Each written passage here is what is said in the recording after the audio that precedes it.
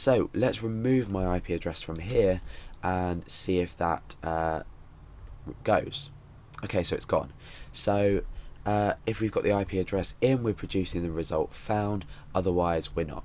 So let's just take it all out first of all. Okay, so if the IP address has been found, we don't want to do anything.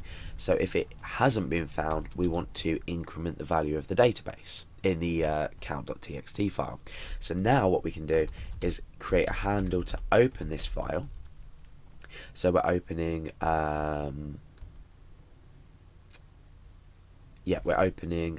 we'll create a variable called file name,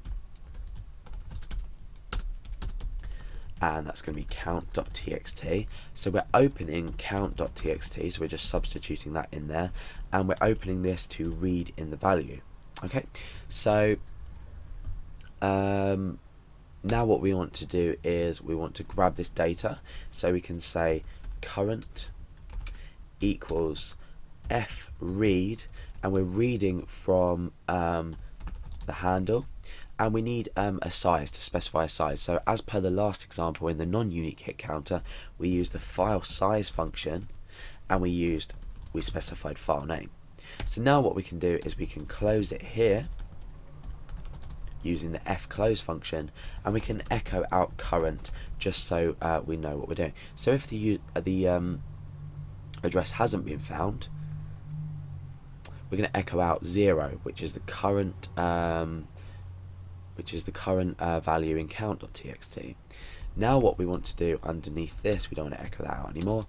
Now what we want to do underneath this is say current inc equals current plus 1, so we're incrementing the value. And remember, this is all while the IP address has not been found in the database or in the count.txt file. Now what we want to do is we want to open up a new handle. So we want to fopen, we want to open file name, this time to write. So if you've dealt with file handling, you'll understand this. If not, go and have a look at file handling, and this will clearly make sense to you. We then want to write, and we want to write to this current handle, and we want to write the value of current inc. Then we want to close the file, so we're closing handle, and therefore the value has been updated because we're taking this current inc, we're adding 1 to the value of current, and then we're rewriting it into the file. So write is going to overwrite everything. So let's just double check and see if this works. So at the moment it's 0. I'm going to refresh the page, and hopefully, well, we've got a message here saying the file count.txt has been changed, reload. We click yes, and that's been updated to 1. So let's just close that for now. I'm going to refresh again, and you can see that if we open up count.txt, it's changed to 2. Now this is all well and good, but at the moment it's not unique. So what we want to do is after we've inputted, after we've written to this file, we want to open the ip.txt file, and we want to append an IP address onto the end of it. So what we want to do here is create a new handle, and this is fopen, and this time we want to open, let's go up here, we can just specify that in here actually. We want to open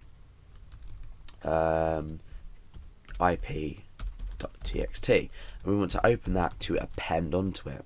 And what this means is we're going to be adding onto it. We're not going to be overwriting like we do with the W, we're not going to be reading like we do with the R, but we're appending to the end of the file.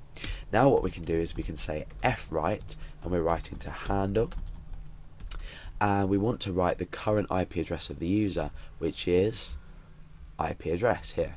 So if we come down, IP address, then what we want to do is we want to add a line break onto the end of it by a backslash and n.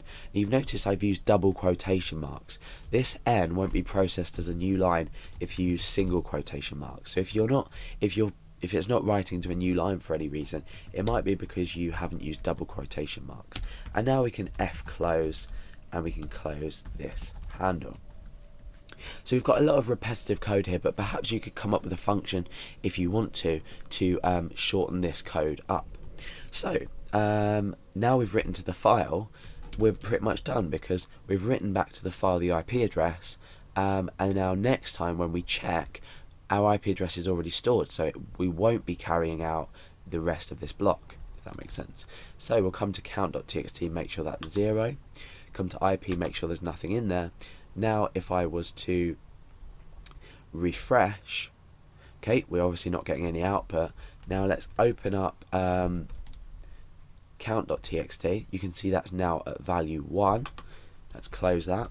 Let's open up ip.txt, and you can see that my IP address is written in there. Now let's close this and try and refresh again. So we've refreshed again. Now normally without the with a non-unique hit counter, this value would have incremented here, but because we've done this loop here, the IP address should have already been detected. Found will be set to true, and therefore this block here will not be run. Sorry, this block here will not be run. So we're not going to be updating this, and we're not going to be adding the IP to the file.